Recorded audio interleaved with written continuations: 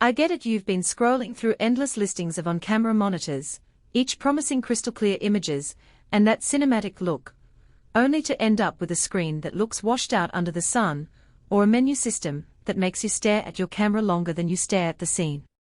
That moment of buying a monitor that looks perfect on the photo, but turns out to be a distraction on set is why I'm doing this deep dive. Link is in the description if you want to check the product details on Amazon. First off, the SmallHD Cine 7 is positioned as the flagship for on-camera work.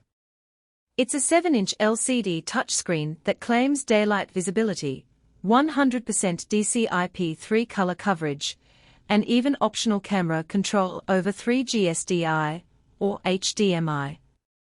Those buzzwords sound impressive, but the real question is, does it actually help you lock focus, see detail in low light, and keep your battery from draining while you're moving between takes? I spent the past week testing the unit on a Sony a7 SII for a short documentary, a Canon C300 Mark II for a narrative short, and even on a DSLR rig for run-and-gun wedding coverage.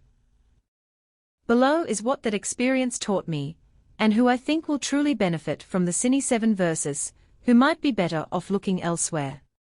*** Everyday shooting confidence ***.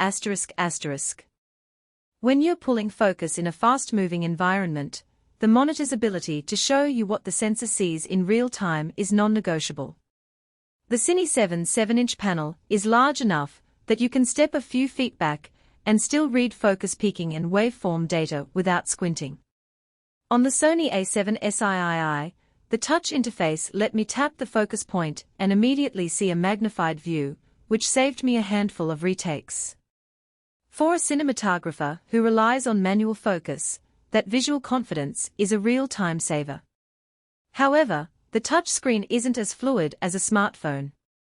A light tap registers instantly, but a longer press can feel a little sluggish, especially when you're wearing gloves in a cold location. If you need split-second adjustments, the physical buttons on the side are still the most reliable way to navigate menus. *** Daylight performance matters ***. One of the biggest frustrations with cheaper monitors is that they become unreadable under bright sky or direct sunlight. The Cine 7's daylight viewable claim is backed up by an anti-glare coating that cuts down reflections enough that I could glance at the screen while filming a sunrise hike without turning the camera off. The colors stayed vivid, and the 100% DCI-P3 gamut meant skin tones looked natural even when the sun was high. That said, the brightness maxes out at around 1200 nits, which is plenty for most outdoor shoots, but still not as bright as the top-end 1500 nits models from some competitors. In a midday desert shoot, the screen was readable, but you had to tilt it slightly away from the sun to keep glare at bay. If you often shoot in full midday sun, you may want to budget for a sun hood or consider a monitor with a higher nit rating. *** Color accuracy in the field ***.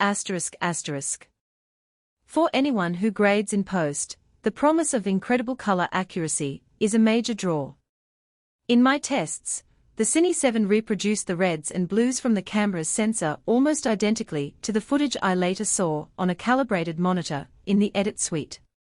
That level of fidelity is a blessing when you're shooting a narrative piece that relies on consistent looks across scenes. It also means you can catch exposure errors on the spot, the waveform overlay is clear, and the false color mode is easy to interpret. The downside is that the color settings are locked into a DCI-P3 profile.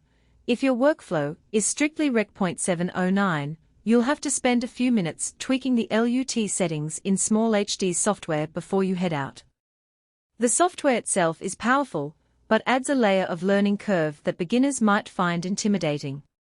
*** Battery life and power confidence ***. Battery anxiety is real.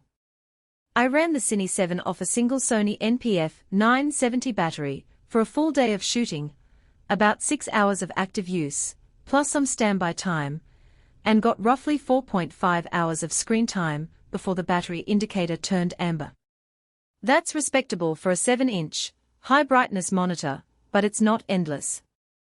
The monitor does have an auto-sleep feature that kicks in after a minute of inactivity, which helps stretch the power a bit. If you're shooting a multi-hour run-and-gun piece, you'll probably want a dedicated mount battery, or a power bank that can feed both the camera and the monitor. The monitor's power draw is consistent, so you won't get sudden drops in brightness as the battery depletes, which is something I've seen with cheaper units.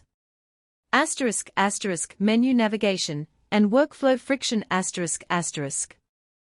SmallHD markets the Cine 7 as a professional software toolset, and, for the most part, it delivers. The menu hierarchy is logical. You start on the main display, swipe left for settings, right for overlays, and a quick press of the menu button drops you into a customizable shortcut screen. In practice, though, the depth of options can be overwhelming. There are separate pages for HDMI, SDI, LUTs, and